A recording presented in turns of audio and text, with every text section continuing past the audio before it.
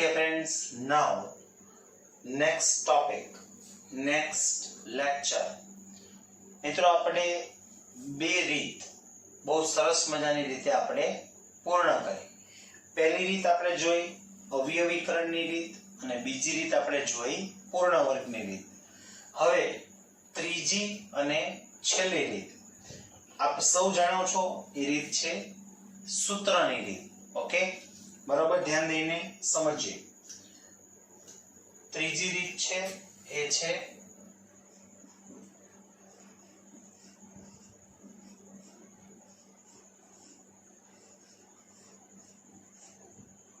સૂત્રની રીતે ઉકેલ મેળવો.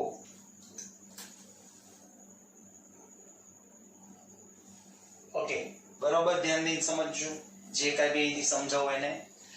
હવે સૌથી પહેલા તો મિત્રો તમને જે ક્વેશ્ચન આપ્યો હશે એ ax² + bx + c = 0 આ ફોર્મમાં હશે. અને કદાચ આ ફોર્મમાં ન હોય તો એને સાદુરૂપ આપીને આ ફોર્મમાં આપણે લાવવો પડે. ફરી વખત જે ક્વેશ્ચન્સ હશે એ હંમેશા આ સ્વરૂપમાં હોવું જોઈએ. જો આ સ્વરૂપમાં ન હોય તો આ સ્વરૂપમાં આપણે લાવવું પડે સાદુરૂપ આપીને. હવે ફ્રેન્ડ્સ, સૂત્રની રીતમાં સૌથી પહેલું કામ તમારે જે કરવાનું છે એ છે a, b અને c આ વેલ્યુ નક્કી કરવાની છે કે ભાઈ a ની વેલ્યુ શું છે, b ની વેલ્યુ શું છે અને c ની વેલ્યુ શું છે. અહીં a એટલે શું મિત્રો? x² નો સહગુણક. b એટલે શું? x નો સહગુણક. અને c એટલે શું થશે? અચળ પદ. Got it friends? Again repeat કરું છું. a એટલે શું થશે? x² નો સહગુણક. b એટલે શું થશે? x નો સહગુણક. અને c એટલે શું થશે મિત્રો? અચળ પદ. હવે ધ્યાન એ રાખવાનું છે કે જ્યારે પણ તમે a, b અને c ની વેલ્યુ લખો છો ત્યારે ખાસ નિશાની ભૂલવાની નથી મિત્રો. એટલે જો પ્લસ હોય તો તમારે પ્લસ લખવાની છે અને માઈનસ હોય તો માઈનસ લખવાની છે. ખ્યાલ આવે છે હું શું બોલું છું? સપોઝ અહીં -2x હોય તો તમારે b બરાબર શું લખવાનું છે? -2. એટલે કે નિશાની જે હોય લખવાની છે. નિશાની લખવી કમ્પલસરી છે. Got it friends? ઓકે, આ થયું આપણું પહેલું સ્ટેપ. ફરીવાર ફર્સ્ટ સ્ટેપ શું કરશું? a ડિસાઈડ કરશું, b ડિસાઈડ કરશું અને c ડિસાઈડ કરશું.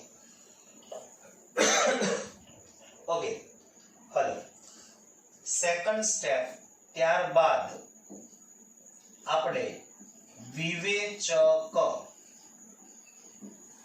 નોર્મલી એને અંગ્રેજીમાં ડિસ્ક્રિમિનન્ટ એટલે કે ડી વડે દર્શાવશું. મિત્રો જૂની ટેક્સ્ટ બુકમાં લાસ્ટ યર સુધી, એની પહેલાના વર્ષ સુધી વિવેચકને ડી વડે દર્શાવતા, પણ હાલની જે ટેક્સ્ટ બુક છે એમાં એને ડી વડે દર્શાવતા નથી. એટલે વિવેચક જ લખશું, પણ સાથે સાથે યાદ પણ રાખશું કે એને ડિસ્ક્રિમિનન્ટ ડી અથવા એની પહેલા એને ડેલ્ટા વડે પણ દર્શાવતા. કદાચ એવું બને કે બોર્ડની એક્ઝામમાં તમને એવું કહી દે કે ડી ની વેલ્યુ શોધો, તો ત્યારે પછી એવું ન થાય કે આ ડી એટલે શું? ડી એટલે કોણ થશે મિત્રો? વિવેચક. અથવા શું શોધશું? ડેલ્ટા. Got it? તો વિવેચકનું સૂત્ર છે b² - 4ac. તમારે સૂત્રની રીતમાં પહેલું સ્ટેપ આ કરવાનું છે. પહેલા a શોધવાનું છે, પછી b શોધવાનું છે અને પછી c શોધવાનું છે અને ત્યારબાદ વિવેચક શોધવાનું છે. વિવેચકનું સૂત્ર શું છે મિત્રો? b² - 4ac. અને ત્યારબાદ ખૂબ જ અગત્યનો અંતિમ સ્ટેપ જે તમારે બીજ શોધવાના છે, એને આપણે શું નામ આપીએ છીએ? x. તો x નું સૂત્ર છે -b ± under root b square minus 4ac upon 2a. ખ્યાલ આવે છે ફ્રેન્ડ્સ? શું છે? x is equals to minus b plus or minus under route વિવેચક લખી નાખવાનું છે b square minus 4ac upon 2a. એટલે કે અહીંયા ફરીવાર આની ગણતરી નથી કરવાની, તમે જે આની વેલ્યુ શોધી છે સીધી અહીંયા લખી નાખવાની છે. અથવા પહેલા મિત્રો આને આ રીતે લખતા કે x is equals to minus b, અને તમે આમ પણ લખી શકો plus or minus under route આપણે b સ્ક્વેર માઇનસ 4ac ને કીધું એમ શેના વડે દર્શાવીએ છીએ? Actually b square minus 4ac એટલે કોણ? વિવેચક, અને વિવેચકને શેના વડે દર્શાવીએ છીએ? d. તો તમે અહીં d પણ લખી શકો. Got it?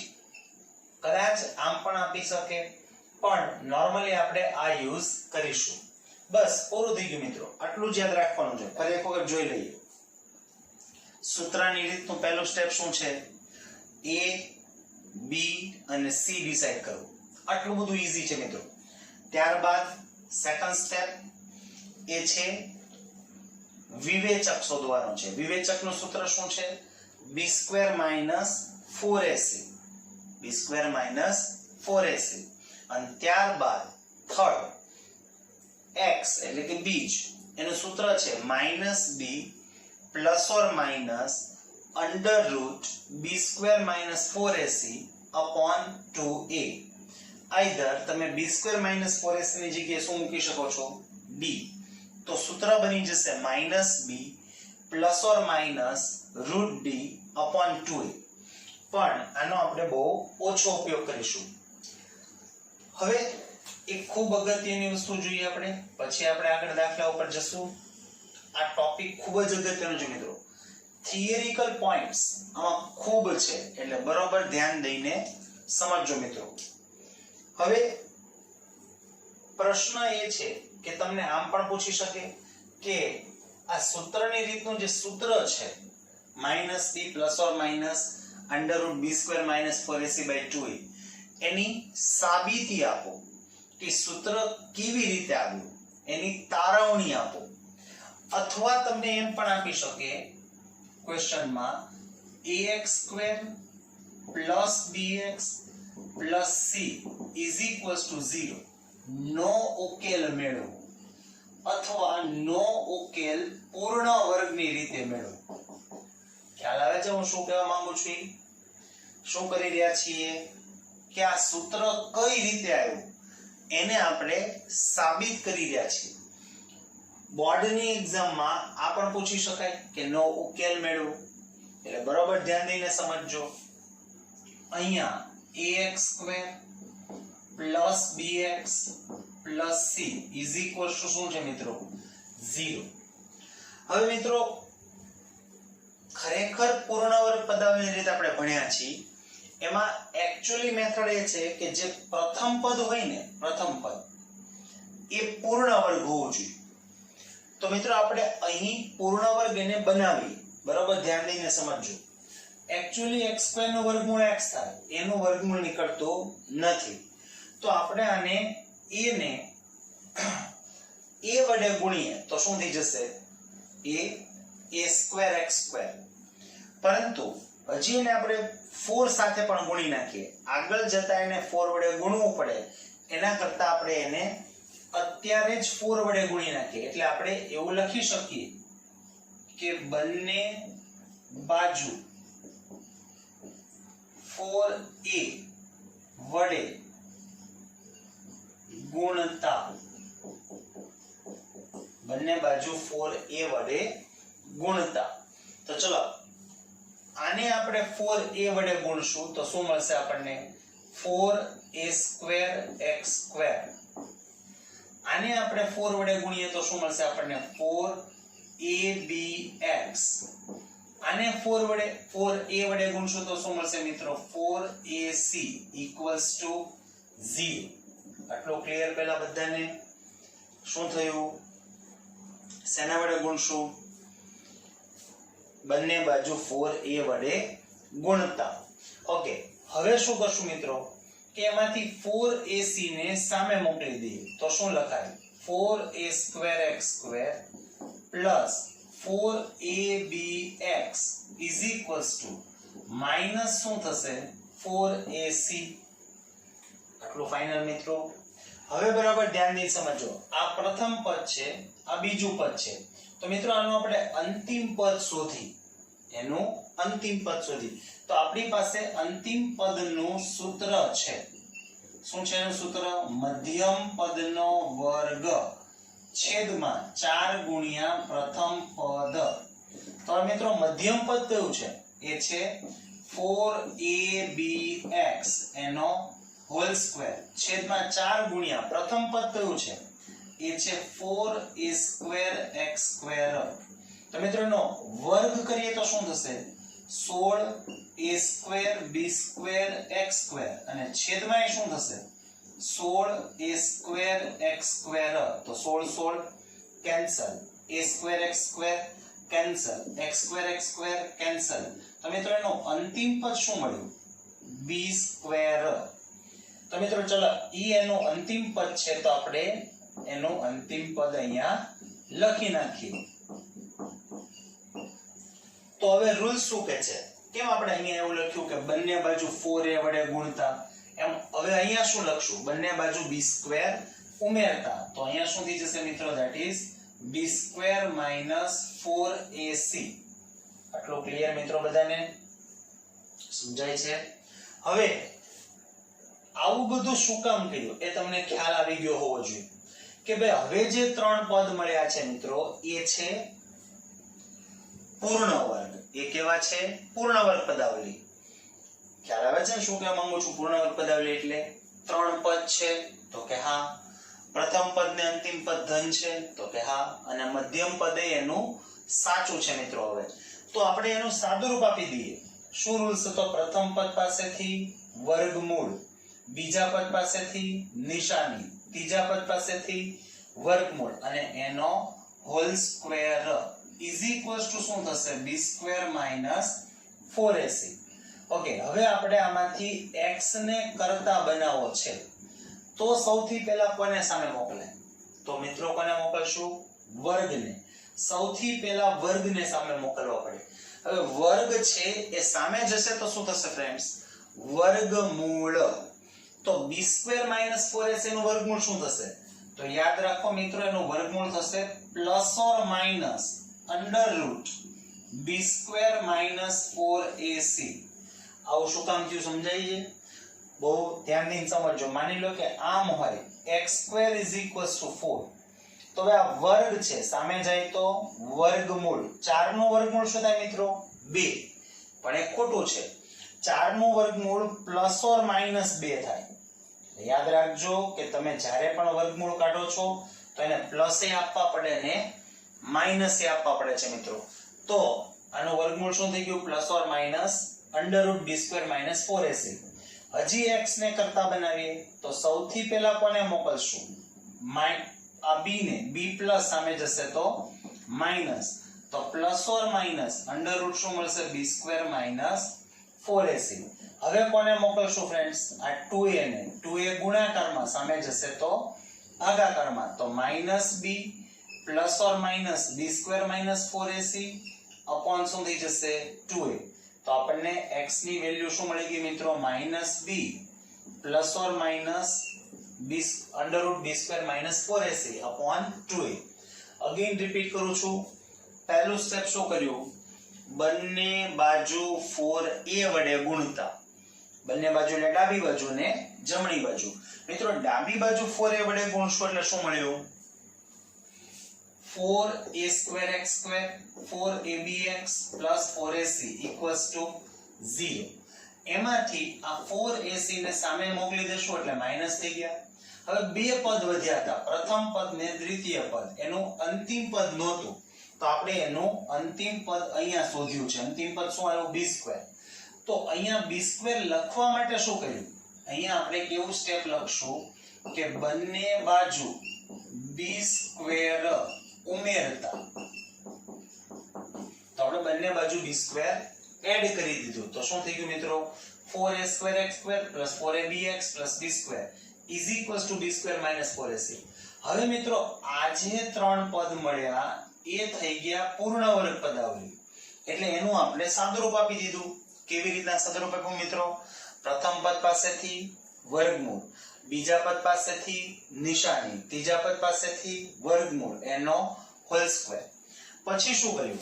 તો કે ભાઈ x ની વેલ્યુ શોધવી હતી, એટલે આપણે x ને કરતા બનાવશું. તેમાં સૌથી પહેલા કોને સામે મોકલાય? વર્ગને. વર્ગ છે સામે જશે તો વર્ગમૂળ થશે, તો અહીંયા શું લખશું? Plus or minus √b² minus 4ac. હવે x ને સૂત્રનો શું બનાવી લેશું મિત્રો? કરતા. તો x શું થઈ જશે? પહેલા કોને સામે મોકલશું? b ને. આ પ્લસ છે સામે જશે તો માઈનસ. પછી કોને મોકલશું? 2a ને. તો આને અને તમે આને જોઈ શકો છો કે આ એ જ સૂત્ર છે. એટલે હવે તમને ખ્યાલ આવી ગયો કે આ સૂત્ર કઈ રીતે આવું છે. અને પ્લસ ઓર માઈનસ નો મતલબ શું થશે? એક વખત પ્લસ લેવાના છે ને એક વખત માઈનસ લેવાના છે. ઓકે ફ્રેન્ડ્સ, બરોબર ધ્યાન દઈને લખી લેજો. આઈ ગીવ યુ 1 or 2 મિનિટ્સ. શું લખવાનું છે? ફર્સ્ટ સ્ટેપ, પહેલા a ની વેલ્યુ ડિસાઈડ કરો, પછી b ની વેલ્યુ, પછી c ની.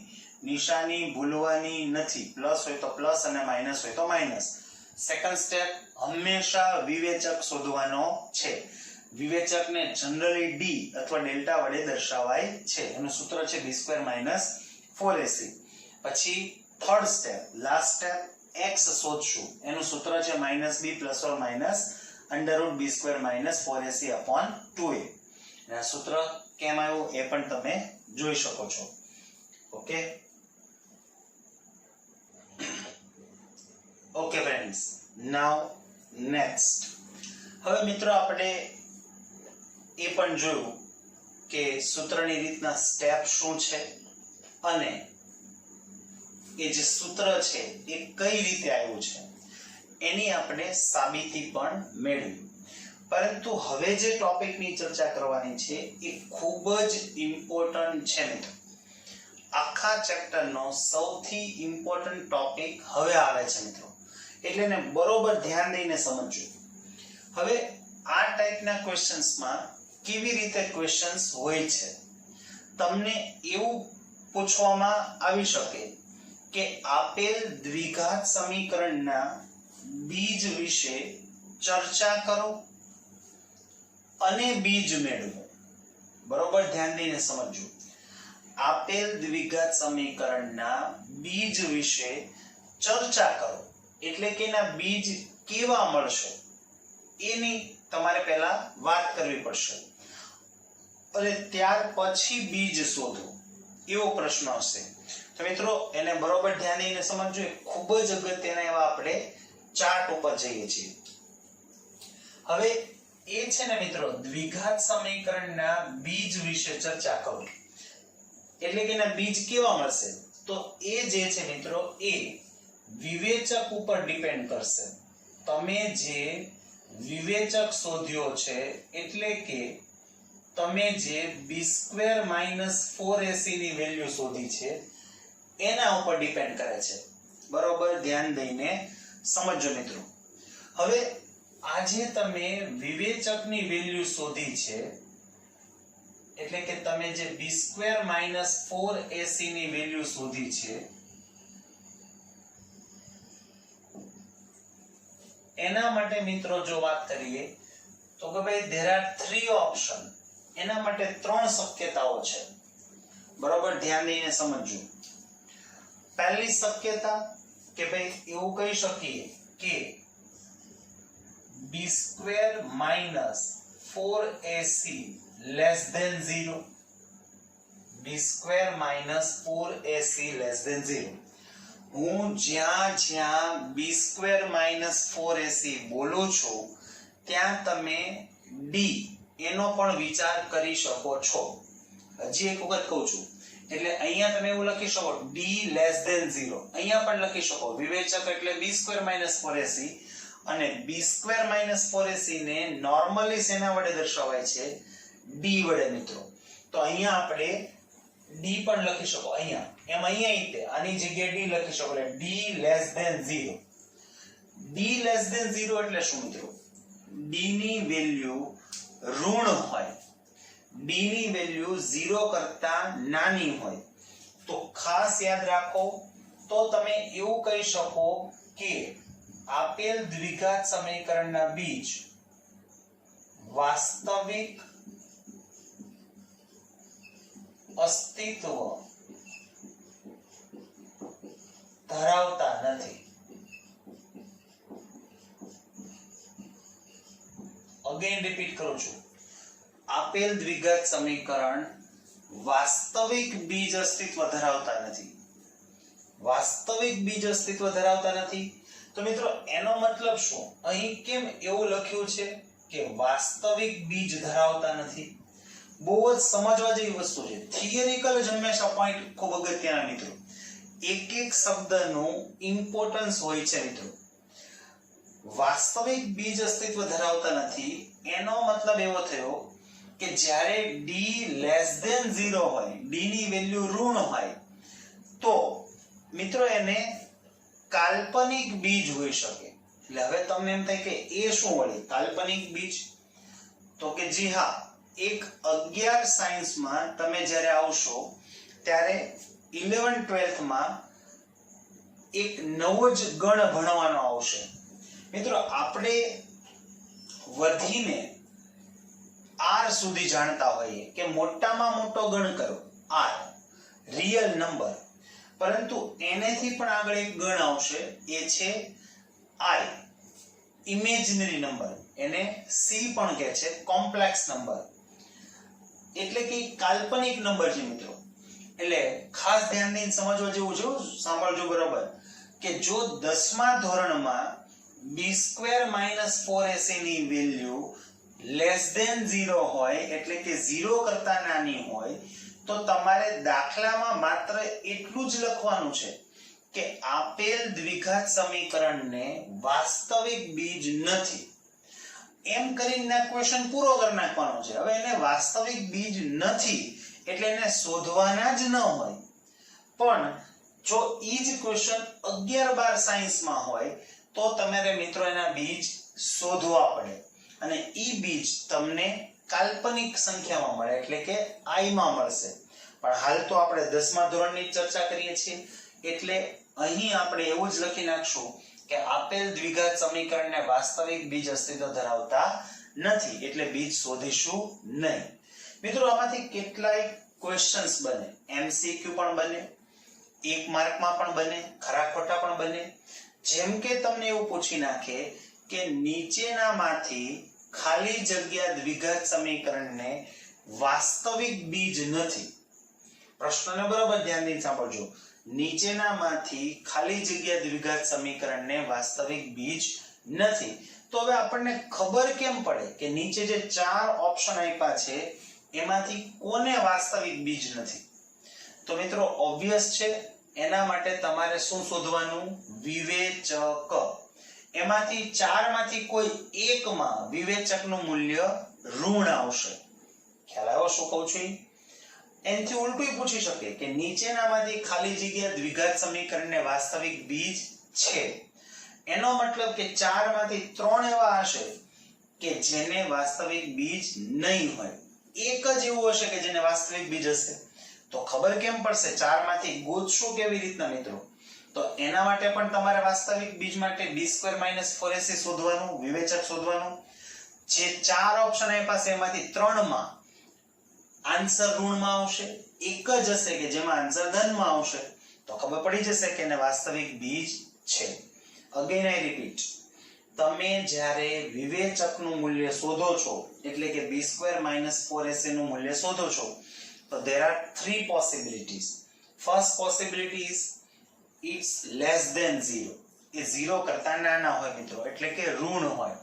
અને જો એ ઋણ હોય તો એનો મતલબ કે એને વાસ્તવિક બીજ નથી મિત્રો. Got it? Second condition, it's again most important. b² - 4ac is equals to 0. Obvious છે કે કાં તો b² - 4ac ની વેલ્યુ 0 હોઈ શકે. તમે ઇમેજિન કરો મિત્રો કે તમે વિવેચકનું સૂત્ર મૂક્યું b² - 4ac ઈ સૂત્રમાં વેલ્યુ મૂકી, પહેલા b ની વેલ્યુ મૂકી, પછી a ની વેલ્યુ મૂકી, પછી c ની વેલ્યુ મૂકી અને પછી તમે એનું સાદુરૂપ આપ્યું તો તમને કોઈક ને કોઈક એક જવાબ તો મળશે ને. હવે એ જવાબ માટે તમે વિચારો, ત્રણ જ પરિસ્થિતિ છે. કાં તો એ જવાબ ઋણ હશે, કાં તો એ જવાબ 0 હશે અને કાં તો એ જવાબ 0 કરતા મોટા હશે એટલે કે ધન હશે. ત્રણ જ શક્યતા છે ને, ઓબવિયસ છે મિત્રો. તો b² - 4ac = 0. હવે આને પણ ધ્યાન દઈને સમજો મિત્રો. જો તમને b² - 4ac ની વેલ્યુ 0 મળે છે તો એનો મતલબ કે આપેલ દ્વિઘાત સમીકરણને વાસ્તવિક અને સમાન બીજ હોય. સૌથી ઇમ્પોર્ટન્ટ વર્ડ, સૌથી ઇમ્પોર્ટન્ટ ટોપિક આ છે, સમાન.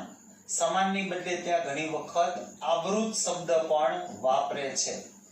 મિત્રો આના ઉપરથી મોસ્ટ ઇમ્પોર્ટન્ટ ક્વેશ્ચન પણ બનવાના છે. બરાબર ધ્યાન દઈને સમજજો. b² - 4ac ની વેલ્યુ 0 હોય તો બીજ શોધ્યા વગર જ તમે કહી શકશો કે આપેલ દ્વિઘાત સમીકરણને કેવા બીજ છે, વાસ્તવિક અને સમાન. પણ હંમેશા ટુ વે બોલતા શીખવાનું છે.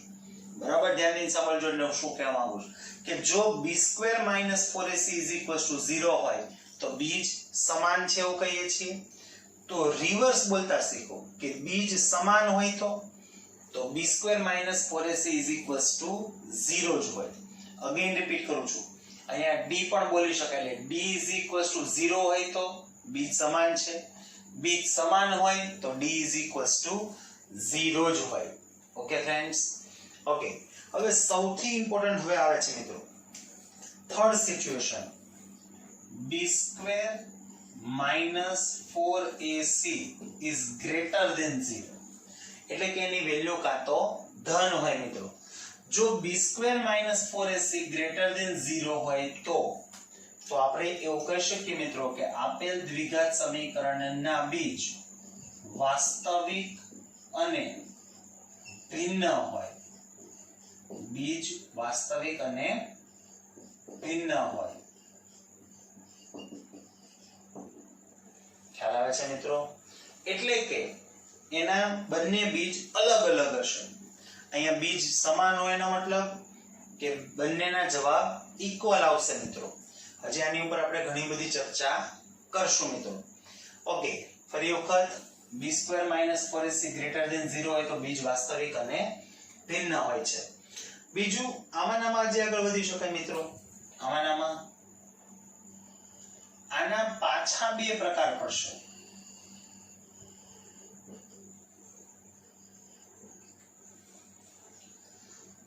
હવે ધ્યાન દઈને સમજો મિત્રો. b² - 4ac > 0 હોય. આપણે એવું કીધું ને કે b² - 4ac ની વેલ્યુ 0 કરતા મોટી હોય. ચલો મિત્રો, એની વેલ્યુ 0 કરતા મોટી હોય એટલે કેવી હોય? 1 2 3 4 5 એ બધા 0 કરતા કેવા છે? મોટા. તો એનો મતલબ એવો થયો કે નહીં મિત્રો કે એની વેલ્યુ કાં તો 1 હોય 2 હોય 3 હોય 4 હોય 5 હોય એમ અનંત સુધીમાંથી કોઈ પણ હોય ધનમાં. ચલો માની લો કે એની વેલ્યુ 1 આવી તો એનો મતલબ કે પૂર્ણ વર્ગ છે. માની લો કે એની વેલ્યુ 4 આવી તો એ પણ પૂર્ણ વર્ગ છે. એટલે એનો મતલબ કે અહીંયા પાછી બે શક્યતા છે b² - 4ac > 0 માં. એક કે b² - 4ac > 0 અને પૂર્ણ વર્ગ હોય.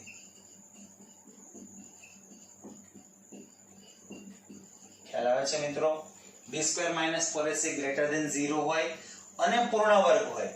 ચલો ગ્રેટર ધેન 0 છે એટલે આપણે એટલું તો કહી જ શકીએ કે વાસ્તવિક બીજ વાસ્તવિક અને ભિન્ન હોય. પણ એમાં એક વસ્તુ એડ કરું છું મિત્રો કે જો ઈ પૂર્ણ વર્ગ હોય એટલે કે એનું વર્ગમૂળ નીકળી શકતું હોય તો એ સાથે સાથે સમય હોય. સમય હોઈ શકે. પણ એના માટેની એક શરત છે કે જ્યાં a b c belongs to q હોય. એટલે કે a b c એ સમય સંખ્યા હોવી જોઈએ. કેવી સંખ્યા હોવી જોઈએ મિત્રો? સમય. Got it? અને જો b² minus 4ac greater than 0 અને પૂર્ણ વર્ગ ન હોય, અગેન રિપીટ કરું છું, અહીંયા પૂર્ણ વર્ગ એટલે આનો આન્સર કેવો હોય? 1 4 9 એવી કોઈ સંખ્યા હોય, અને અહીંયા પૂર્ણ વર્ગ ન હોય એનો મતલબ 2 3 5 એવી સંખ્યા હોય.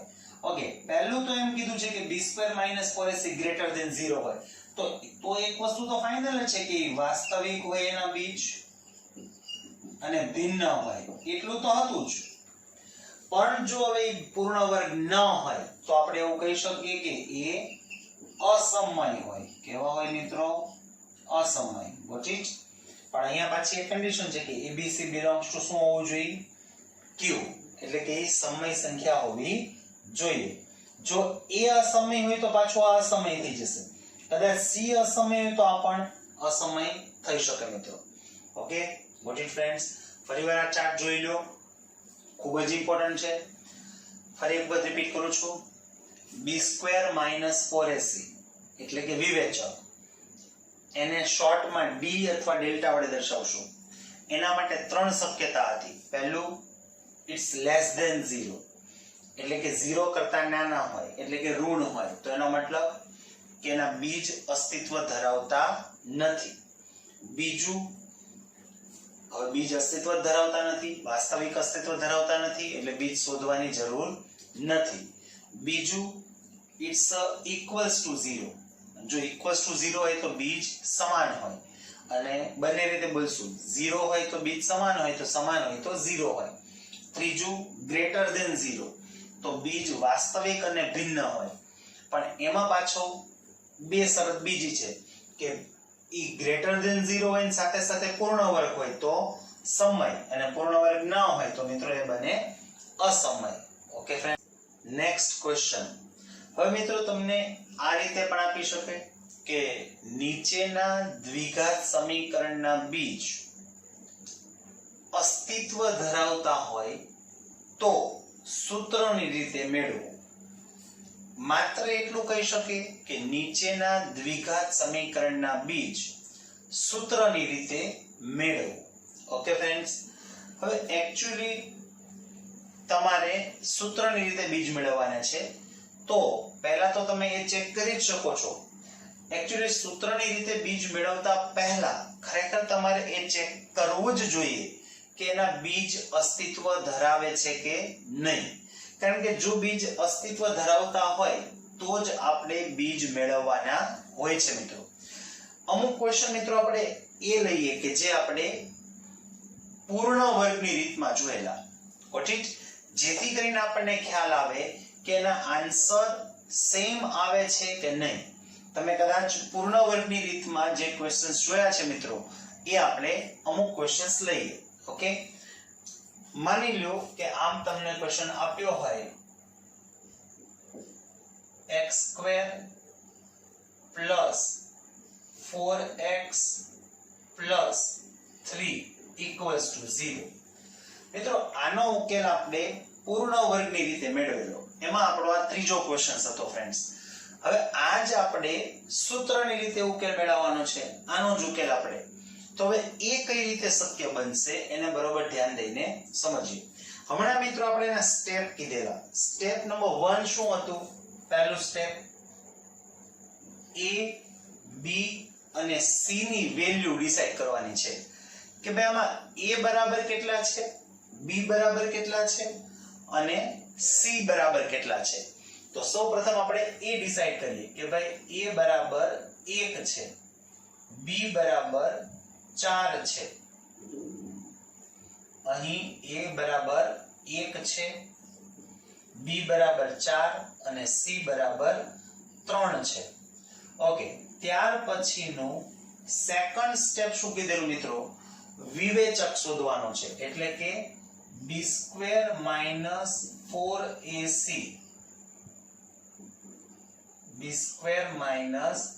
4ac. હવે b ની વેલ્યુ શું છે મિત્રો અહીં?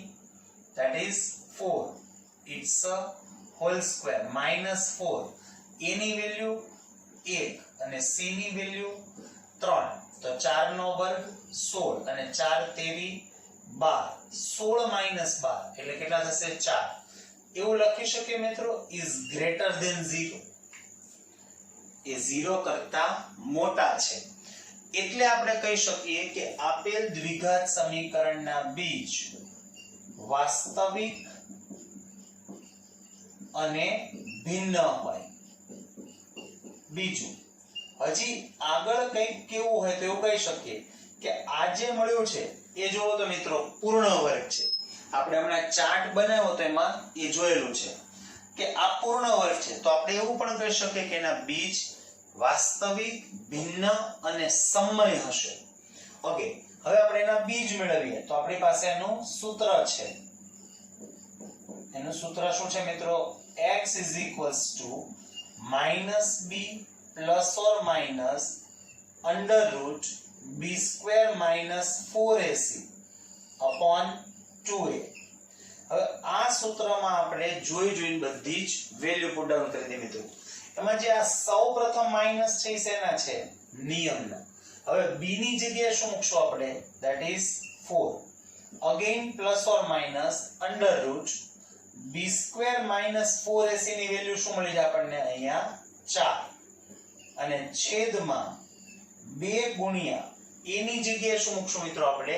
ધેટ ઇઝ a બરાબર કેટલા છે મિત્રો? 1. હવે આ -4 એઝ ઇટ ઇઝ રહેશે, પ્લસ ઓર માઈનસ 4 નું વર્ગમૂળ શું થશે? 2 અને છેદમાં 2 એકા 2. હવે મિત્રો આ જે પ્લસ ઓર માઈનસ છે એનો મતલબ શું થશે? એક વખત આપણે પ્લસ લેશું ને એક વખત માઈનસ. તો એને આપણે આ રીતે લખી શકીએ. તેથી x = -4 + 2 upon 2 અથવા x = -4 - 2 upon 2. હવે આનો સાદુરૂપ આપી દઈએ તો x = -2/2 એટલે x = શું મળી જશે? -1. તો આ થયું એનું પહેલું બીજ. અને x = -6/2 તો x = શું મળી જશે? -3. મિત્રો આ થયું એનું બીજું બીજ. તો તમે પૂર્ણ વર્ગની રીતમાં જોયું તો મિત્રો કે આનો જવાબ આ જ આવ્યો હતો, -1 and -3. ઓલરાઈટ ફ્રેન્ડ્સ, હજી પણ આગળ જોઈએ.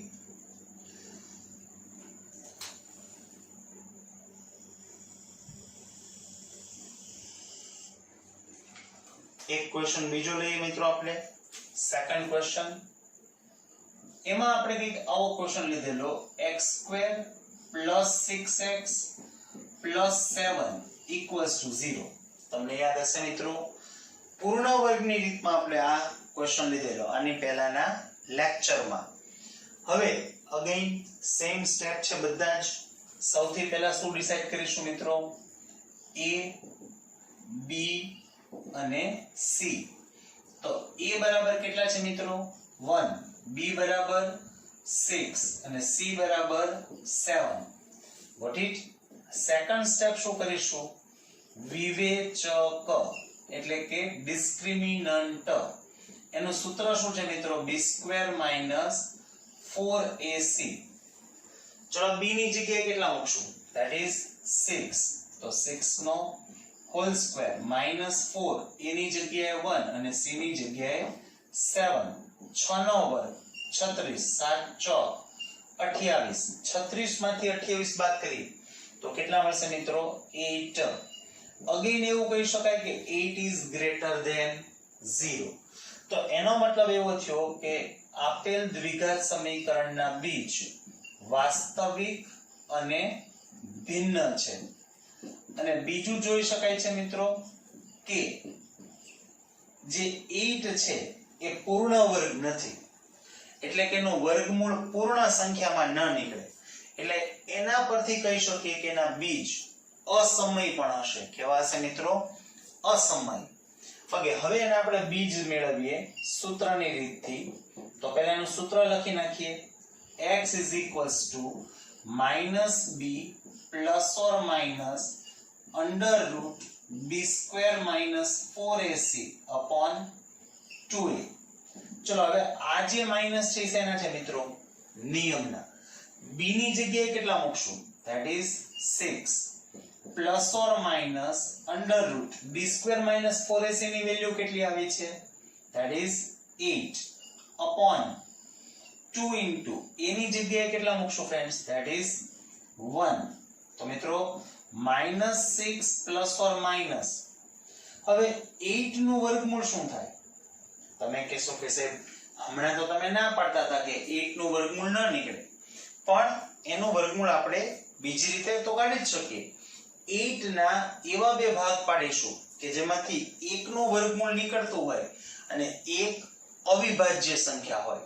તો એવા બે ભાગ પડે. 4 દુ 8, એમાં 4 નું વર્ગમૂળ 2 એટલે 2√2 અપોન 2. બીજું ફ્રેન્ડ્સ કે અંશમાંથી હજી જો બે કોમન નીકળશે, તો બે કોમન કાઢી લઈએ તો અંદર વધશે -3 પ્લસ ઓર માઇનસ √2 અપોન 2. એ 2 અને છેદના 2 કેન્સલ થઈ જશે એટલે એક્ચ્યુઅલી આન્સર મળશે -3 પ્લસ ઓર માઇનસ √2. આ બધું કોની બરાબર મળ્યું? x. એટલે એવું કહી શકીએ કે x = -3 પ્લસ √2 અથવા x = -3 માઇનસ √2. એક વખત પ્લસ લીધા છે અને એક વખત માઇનસ, તો આ થયા મિત્રો એના બીજ અથવા તો ઓકે. તમે પૂર્ણ વર્ગની રીતમાં પણ જોયું છે કે એનો આન્સર આ જ હતો મિત્રો. અને કદાચ એ લેક્ચર યાદ ન હોય, એક લેક્ચર આપણે અગાઉ લીધો હોય, તો તમે પૂર્ણ વર્ગની રીતે આનો ઉકેલ મેળવશો તો પણ આન્સર આ જ આવશે મિત્રો. ઓકે ફ્રેન્ડ્સ, આપણે સૂત્રની રીતના બે ક્વેશ્ચન્સ જોયા. આઈ થિંક તમને બરોબર સમજાતું હશે. હવે આપણે હજી વધુ પ્રેક્ટિસ કરવા માટે થોડાક ક્વેશ્ચન્સ બીજા લઈએ મિત્રો. સપોઝ તમને થર્ડ ક્વેશ્ચન આમ પણ આપી શકે છે, √3 into x² plus 2x minus √3 equals to 0. Question જોઈને જ તમે સમજી ગયા છો મિત્રો કે આવો ક્વેશ્ચન તમને બીવડાવવા માટે આપી શકે છે. આ ક્વેશ્ચનમાં કશું જ ડિફિકલ્ટ નથી મિત્રો. જરાય ગભરાવાની જરૂર નથી, માત્ર ને માત્ર કોન્ફિડન્સની જરૂર છે મિત્રો. Got it? Now it's a very simple thing. What is the first step? આપણું પહેલું સ્ટેપ શું છે મિત્રો? a, b અને c ડિસાઈડ કરતા શીખવાનું છે. અહીં a = કેટલા થશે? That is √3. b બરાબર કેટલા થશે? That is +2. અને c બરાબર કેટલા થશે? That is -√3. સાઇન ભૂલવાની નથી મિત્રો. Okay friends, now we have all three value a, b, c. હવે સેકન્ડ સ્ટેપ શું છે મિત્રો? ડિસાઈડ વિવેચક. વિવેચકની વેલ્યુ શોધવાની છે. વિવેચકનું સૂત્ર શું છે? That is b² - 4ac. હવે આપણે વેલ્યુ મૂકી દઈએ. b ની વેલ્યુ શું છે? That is 2. So that is 2 whole square.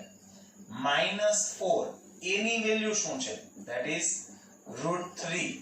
અને c ની વેલ્યુ શું છે? That is -√3. બે નો વર્ગ શું થશે? 4. અગેન મિત્રો વારંવાર કહું છું કે હવે તમને બેઝિક મેથ્સ આવડવું જોઈએ. જો બેઝિક મેથ્સ ના આવડતું હોય મિત્રો, તેમાં હું કશું જ કરી શકીશ નહીં. એટલે કે સરવાળા, બાદબાકી, ગુણાકાર અને ભાગાકાર આવડવા જોઈએ મિત્રો. જોઈએ ઓછે ઓછે શું થઈ જશે મિત્રો? વત્તા. હવે અહીંયા તમને ખબર પડવી જોઈએ કે √3 into √3 એટલે કેટલા થશે મિત્રો? 3. અને 3 ચોક 12. તો ખરેખર કેટલા મળ્યા? 12 ને 4 16. Again 16 is greater than 0. એટલે આપણે એવું કહી શકીએ કે ના બીજ વાસ્તવિક અને ભિન્ન હોય. આપેલ દ્વિઘાત સમીકરણના બીજ વાસ્તવિક અને ભિન્ન હોય. પરંતુ એની સાથે સાથે મનમાં એવું પણ વિચારી શકીએ કે વિવેચકનું મૂલ્ય છે એ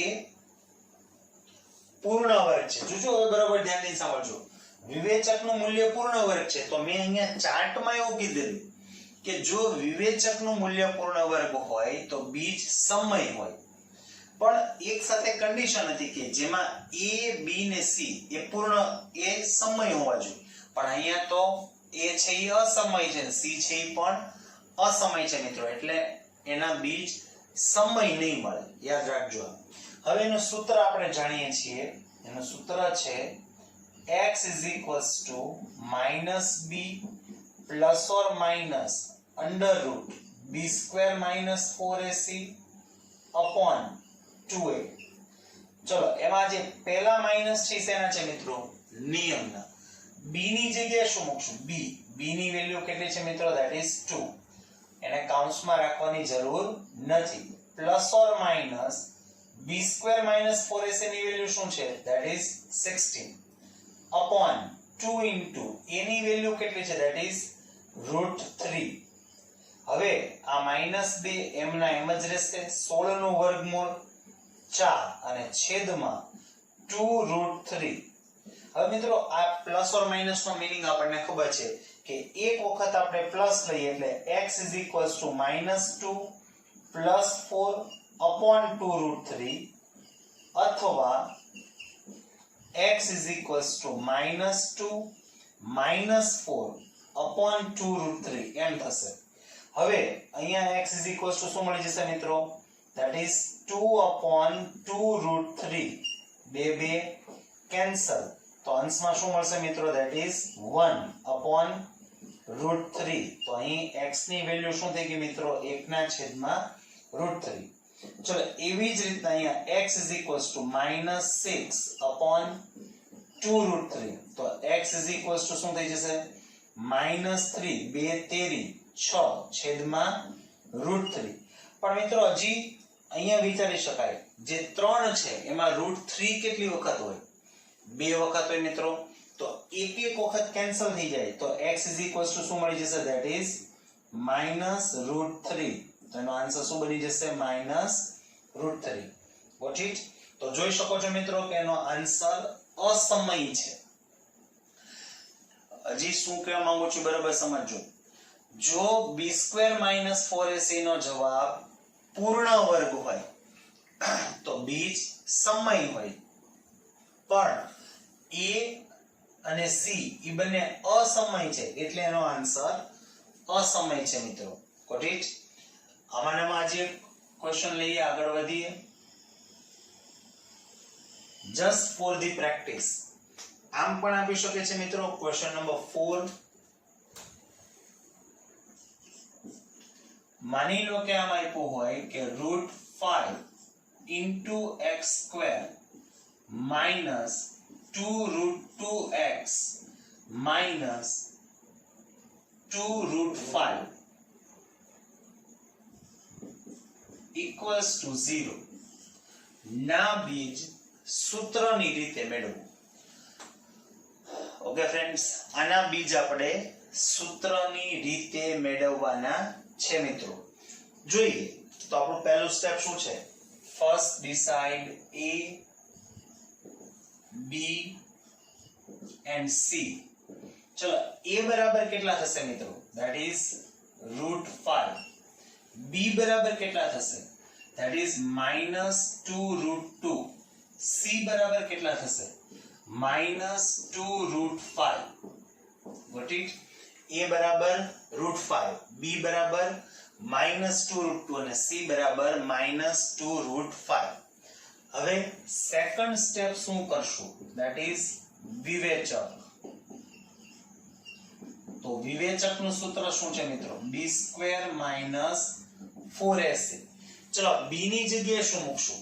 that is -2√2 એનો હોલ સ્ક્વેર.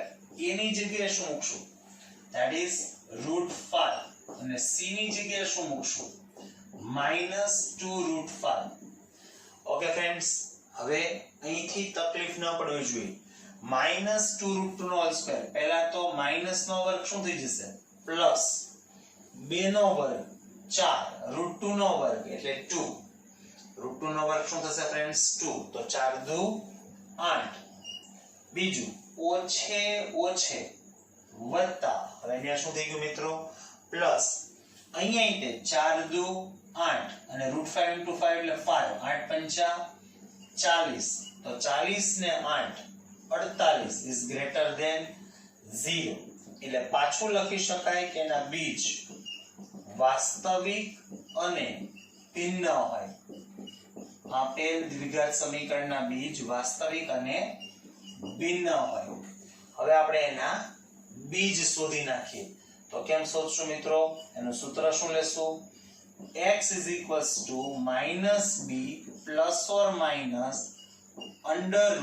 √b² - 4ac. પહેલા માઈનસ છે શેના છે? રૂલ્સ ના.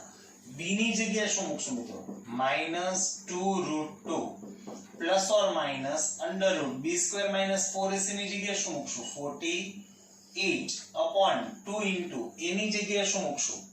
that is √5. તો હવે ઓછે ઓછે વત્તા એટલે 2√2. મિત્રો 48 નું વર્ગમૂળ શું થશે? અગેન ઓફિશિયલી ન નીકળે પણ આપણે એનું રૂટ કાઢીશું. એટલે 16 તેરી 48, એમાં 16 નું વર્ગમૂળ 4, 3 નું નીકળશે નહીં એટલે 4√3/2√5. અગેન અંશમાંથી 2 શું થઈ જશે? કોમન, તો અંદર શું મળશે? √2 ± 2√3/2√5. હવે એક વખત 2 શું થઈ જશે? કેન્સલ. એનો મતલબ કે x = √2, એક વખત પ્લસ લઈ લઉં છું એટલે 2√3/5, અથવા x = √2 - 2√3/5. એક વખત પ્લસ લીધા છે મિત્રો અને એક વખત માઈનસ, તો આ આપણને એના બીજ મળી ગયા. એટલે આ રીતે રૂટમાં પણ આપે તો ગભરાવાની જરૂર નથી. Okay friends.